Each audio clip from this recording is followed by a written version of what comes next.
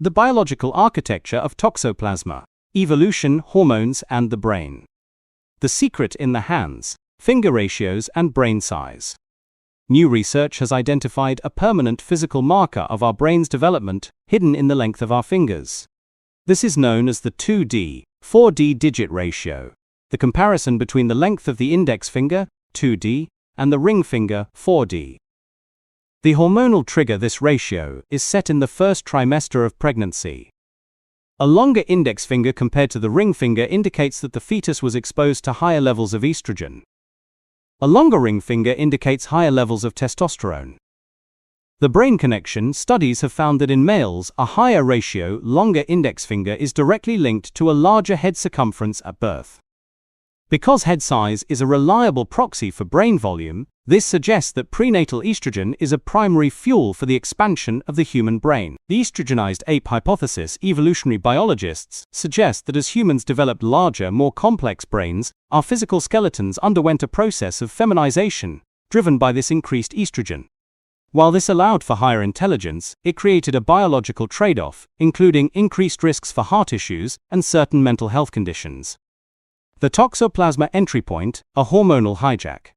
The connection to Toxoplasma gondii, T. gondii, becomes clear when we look at how the parasite interacts with these exact same hormonal systems. The estrogen preference Toxoplasma is not a passive passenger. It is highly sensitive to the host's hormones and actually thrives in high estrogen environments. Research shows that the parasite may actively nudge the host's body to maintain high estrogen levels, because estrogen dampens the specific immune response that would otherwise kill the parasite. A feedback loop of growth. If a fetus is exposed to Toxoplasma, or if the mother has a chronic infection that spikes her estrogen levels, the fetus develops in the exact estrogen-heavy environment that triggers the 2D, 4D finger ratio and the expansion of the cranium. Compensatory expansion. When the parasite enters a developing brain, it causes low-level inflammation.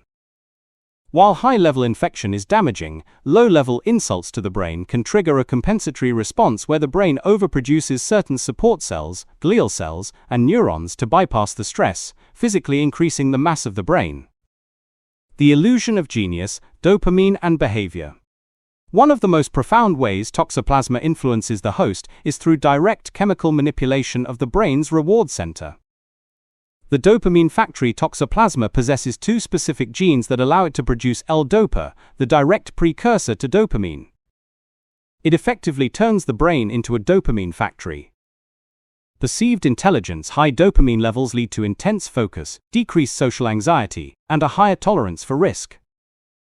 To an outside observer, an individual with a larger head, from the estrogen spike, and this intense, focused, and fearless temperament, appears to have superior intelligence or visionary traits.